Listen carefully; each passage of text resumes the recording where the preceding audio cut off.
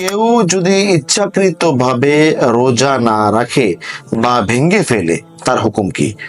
রোজা রেখে রক্ত দিতে পারবো কিনা? ওষুধ ব্যবহার করে মাসিক যদি কোনো মেয়ে লোক বন্ধ করে তবে রোজা রাখতে হবে কিনা? যে হুজুর ইনজেকশন বা ইনসুলিন দেওয়া যাবে কিনা? দর্শক শ্রোতা, আমরা ইনশাল্লাহ আপনাদের যে প্রশ্নটি করেছেন হযরতের কাছে, মোহতারামের কাছে, আমরা সেই প্রশ্নটি এখনই নিয়ে আসছি। رمضان يدنو يا سعادة خافقين يدنو لنا القرآن والإيمان। আসসালামু আলাইকুম ওয়া রাহমাতুল্লাহি ওয়া বারাকাতুহু। নাহমাদুহু ওয়া নুসাল্লি আলা রাসূলিহিল কারীম, আম্মা বা'দ। সুপ্রিয় দর্শক শ্রোতা, কাছে কিংবা দূরে, দেশে বা প্রবাসে, যে যেখান থেকে আমাদের আজকের এই গুরুত্বপূর্ণ আলোচনাটি, প্রোগ্রামটি দেখছেন, সকল ভাই সকল বন্ধুদেরকে জানাই আন্তরিক সালাম, শুভেচ্ছা, মোবারকবাদ। দর্শক শ্রোতা, বরাবরের মতো আজও আমরা চলে আছি আপনাদের জনপ্রিয় অনুষ্ঠান মাসাইল রমাদান নিয়ে। মাসাইল রমাদানের এই পর্বে আজকের আমাদের একজন অতিথি আপনাদের সকল প্রশ্নের উত্তর দেওয়ার চেষ্টা করবে ইনশাআল্লাহ। আমরা ইনশাআল্লাহ মার্কাজ তালিম আল ইসলামী গুলশান ঢাকার স্পন্সরে আমরা এই কাজটি শুরু করেছি এবং রমাদানুল মুবারকে ইনশাআল্লাহ আমরা প্রতিদিন ইশারের নামাজ তথা তারাবির নামাজের পরে আমরা এই প্রোগ্রামটি আপনাদের জন্য উপহার হিসাবে পেশ করছি। আপনারা সকলে কমেন্টস করবেন, শেয়ার করবেন, অন্যকে জানানোর চেষ্টা করবেন, আপনার ভাই আপনার বন্ধু মুসলিম উম্মাকে সদকায়ে জারিয়া হিসাবে এটি শেয়ার করার চেষ্টা করবেন ইনশাআল্লাহ। তো আমরা ইনশাআল্লাহ আর কথা না বাড়িয়ে চলুন আমরা মোহতারামার কাছে পরিচয় হয়ে আসি। জি, আসসালামু আলাইকুম ওয়া রাহমাতুল্লাহি ওয়া বারাকাতুহু। ওয়ালাইকুম আসসালাম ওয়া রাহমাতুল্লাহি ওয়া বারাকাতুহু। জি মুহতারাম, আপনি কেমন আছেন? আলহামদুলিল্লাহ। আলহামদুলিল্লাহ, আপনি কেমন আছেন? আলহামদুলিল্লাহ, আপনার দোয়া আল্লাহর রহমতে আমি খুব ভালো আছি আলহামদুলিল্লাহ। মুহতারাম, আলহামদুলিল্লাহ আমরা আপনাকে প্রথম পর্বেই পেয়েছিলাম এবং আপনি খুব গুরুত্বপূর্ণ আলোচনা করেছেন। অনেক দর্শকরা আমাদেরকে আপনাকে পেয়ে অনেক প্রশ্ন করেছেন আমাদেরকে। সেই প্রশ্নটি আবার আমি চিন্তা করলাম যে আপনার মাধ্যমে তাদেরকে প্রদান করি। দর্শক শ্রোতা, আমরা ইনশাআল্লাহ আপনাদের যে প্রশ্নটি করেছেন হযরতের কাছে, মোহতারামের কাছে, আমরা সেই প্রশ্নটি এখনই নিয়ে আসছি। আমরা কথা লম্বা না করে আমরা প্রথম যে প্রশ্নটি আজকে পেয়েছি আজকের পর্বে, সেটি হলো কেউ যদি ইচ্ছাকৃতভাবে রোজা না রাখে বা ভেঙে ফেলে তার হুকুম কি?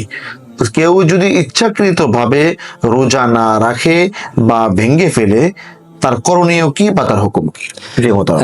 সুন্দর প্রশ্ন। সম্মানিত দর্শক শ্রোতাদের উদ্দেশ্যে বলবো, এবং যিনি প্রশ্ন করেছেন তাকে অনেক ধন্যবাদ।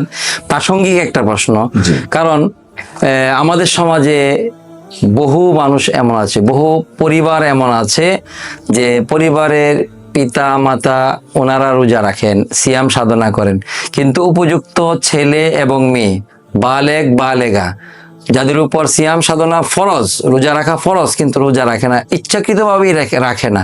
স্বাস্থ্য নষ্ট হবে অথবা পড়ালেখার ক্ষতি হবে, অথবা অনেকে এমন আছে রোজা রাখবে কিন্তু এই অবহেলা করে দিনের বেলা ইচ্ছাকৃতভাবেই সে রোজাটা ভেঙে ফেললো। তো ইসলাম কি বলে? ইসলাম এই ব্যাপারে অত্যন্ত কঠোর, কারণ আল্লাহ রাব্বুল আলামিন প্রতিদান দেওয়ার বেলায় যেরকম, ঠিক এই আবাদতটাকে কেউ যদি অবমূল্যায়ন করে অথবা অবহেলা করে, এর শাস্তিটাও সেরকম রেখেছেন, যেন কেউ এরকম কাজ না করে। এই জন্য যিনি বা যারা ইচ্ছাকৃতভাবে রোজা ভেঙে ফেলবে অথবা না রাখবে, ইসলাম অত্যন্ত কঠোর শাস্তির ব্যবস্থা রেখেছেন। সেটা কি? এর ইসলামের বিধান হলো যে এর তিনটা অবস্থা। যদি কেউ ইচ্ছাকৃতভাবে রোজা না রাখে অথবা ইচ্ছাকৃতভাবে ভেঙে ফেলে, তাহলে কাজাও করতে হবে এবং কাফারাও করতে হবে।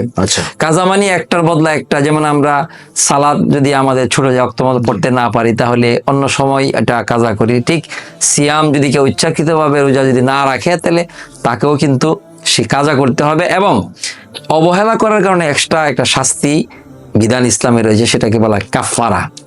এবং এই সিয়াম কেউ যদি ইচ্ছাকৃতভাবে ভঙ্গ করে, তাহলে এই কাফারা দিতে হবে। এর তিনটা পদ্ধতি আছে। এক নম্বর হলো গোলাম আজাদ করা, এক সময় ছিল, বর্তমান তো সেই কৃতদাস বা দাস প্রথা নেই।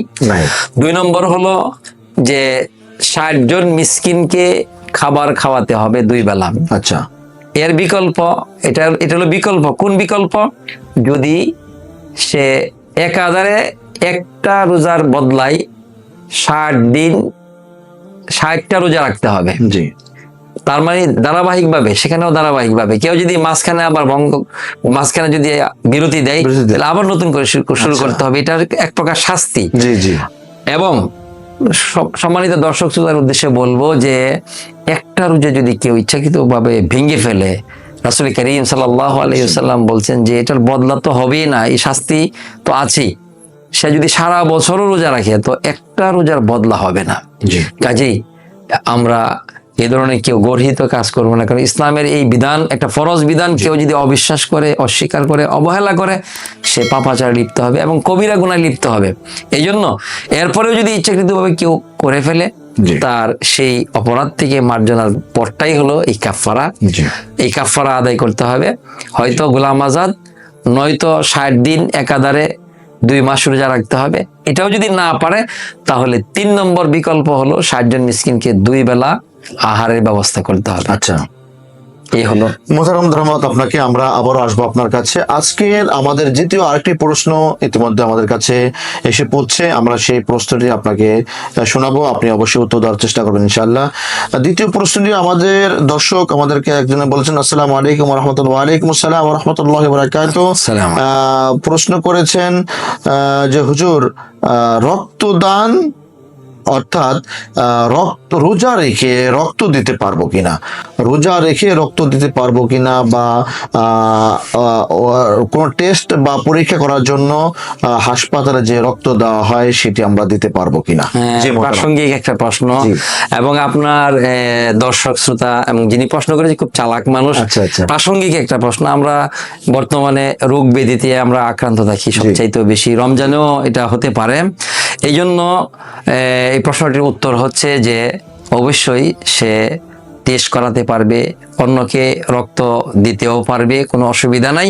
জি। তবে কোনো দুর্বল ব্যক্তি যদি এই পরিমাণ রক্ত দিয়ে ফেলে যে এর দ্বারা সে নিজে দুর্বল হয়ে যায়, এরকম করা মাকরুহ। আচ্ছা। এই জন্য রক্ত দিতে পারবে, বিভিন্ন টেস্ট করাতে পারবে, এতে রোজার কোনো সমস্যা হবে না ইনশাআল্লাহ। ধন্যবাদ মোহতারাম আপনাকে। আমরা আবারও আসবো আপনার কাছে ইনশাআল্লাহ। খুব ভালো লাগছে আপনাকে আজকে পেয়ে, আমরা দর্শকরাও খুব আনন্দিত, আমরা আনন্দিত। আমরা কথা লম্বা না করে আমরা যেহেতু প্রশ্ন আরো আজকে আমরা পর্বে আরো 2টি প্রশ্ন ইতিমধ্যে আমাদের কাছে এসে পড়ছে এবং অনেকজন জানতে চেয়েছেন, সুতরাং তৃতীয় প্রশ্ন আজকের যে হুজুর, ইনজেকশন বা ইনসুলিন দেওয়া যাবে কিনা, রোজা রেখে ইনজেকশন বা ইনসুলিন দেওয়া যাবে? আপনার শ্রোতা অত্যন্ত বুদ্ধিমান জি।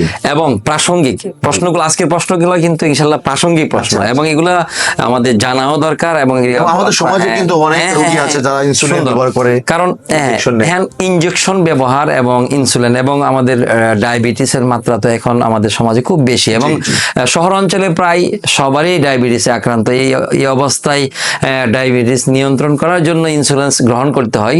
তো এক্ষেত্রে মাসআলা হলো ইনজেকশন, যে ইনজেকশনগুলোতে গ্লুকোজ থাকে, অর্থাৎ খাদ্যের বিকল্প গ্লুকোজ যেগুলো আছে সেগুলো ব্যবহার না করা, জি। আর বাকি সাধারণ ইনজেকশন গুলা সেগুলা নেওয়া যাবে, এবং ইনসুলিন নিতেও কোনো রোজার সমস্যা হবে না ইনশাআল্লাহ। ধন্যবাদ মোহতারাম আপনাকে। খুবই গুরুত্বপূর্ণ একটি প্রশ্নের উত্তর দিয়েছেন আপনি, খুব সহজভাবে দিয়েছেন আলহামদুলিল্লাহ। আমাদের দর্শক জানতে চেয়েছেন আরেকটি প্রশ্ন, আমরা আজকের আমাদের পর্বের শেষ প্রশ্নটি, যে হুজুর, ওষুধ ব্যবহার করে মাসিক যদি কোনো মেয়ে লোক বন্ধ করে তবে রোজা রাখতে হবে কিনা, এটা কি মোহতারাম আপনি অবশ্যই মানে ক্লিয়ার বলছেন যে এটা একটা প্রাসঙ্গিক প্রশ্ন আমার বোনদের জন্য। আল্লাহ সুবহানাহু ওয়া তাআলা কিন্তু সহজ করে দিয়েছে ইসলামের বিধানটি। ফামান কানা মিনকুম মারিদান আও আলা সাফারিন ফাইদ্দাতুম মিন আইয়ামিন উখার, সুযোগ দিয়েছেন মুসাফিরের জন্য এবং অসুস্থ ব্যক্তির জন্য। তো আমাদের মায়েদের প্রতি মাসে একটা বিষয় আছে, পিরিয়ডের বিষয় আছে, সেখানে আল্লাহ রাব্বুল আলামিন কিন্তু আমার মা এবং বোনকে সেই সুযোগটা দিয়ে সুযোগটা গ্রহণ করতে পারেন। হ্যাঁ, এরপরে যদি কেউ অত্যন্ত আবেগী হয়ে যদি কেউ ওষুধ ব্যবহার করে পিরিয়ড বন্ধ করে, তাহলে এমত অবস্থায় তার জিজ্ঞাসা হলো সে কি করবে। হ্যাঁ, যদি বন্ধ করে তাহলে সে রোজা রেখে সারাদিন রোজা রাখবে, এতে কোনো অসুবিধা নাই। তবে স্বাস্থ্যের ঝুঁকি বেড়ে যায়, এই জন্য আল্লাহ সুযোগটা গ্রহণ করাই শ্রেয় এবং উত্তম মনে করি। ধন্যবাদ মোহতারাম আপনাকে। ইনশাআল্লাহ আমরা আশা রাখছি ইনশাআল্লাহ নেক্সট পর্বে বা আপনার যখন সুযোগ হবে আপনি আমাদেরকে একটু সময় দিবেন ইনশাআল্লাহ। ইনশাআল্লাহ। দর্শক শ্রোতা, আমরা এই প্রোগ্রামের একেবারে শেষ পর্যায়ে চলে আসছি। ইনশাআল্লাহ আপনারা আমাদের সঙ্গে থাকুন এবং আমাদের এই পেজটি শেয়ার করে দিন। এই পেজে যে প্রোগ্রামটি দেখছেন শেয়ার করুন, লাইক করুন, কমেন্টস করুন। কোনো প্রশ্ন যদি জানা থাকে অবশ্যই আমাদেরকে জানাবেন এবং ইনশাআল্লাহ MTI চ্যানেল থেকে আমাদের এই প্রোগ্রামটি দেখতে পাবেন এবং আমাদের ব্যক্তিগত পেজ আইডি থেকে আপনারা এই প্রোগ্রামটি দেখতে পারবেন ইনশাআল্লাহ এবং বিভিন্ন আরো চ্যানেলে আমাদের প্রোগ্রামটি যাবে ইনশাআল্লাহ। সে পর্যন্ত আগামী পর্ব দেখার আমন্ত্রণ জানিয়ে আপনাদের কাছ থেকে আজকে বিদায় নিচ্ছি। আমি মুফতি মিজানুর রহমান সোহাইল। আসসালামু আলাইকুম ওয়া রাহমাতুল্লাহি ওয়া বারাকাতুহু। رمضان يدنو يا سعادة خافقين يدنو لنا القرآن والإيمان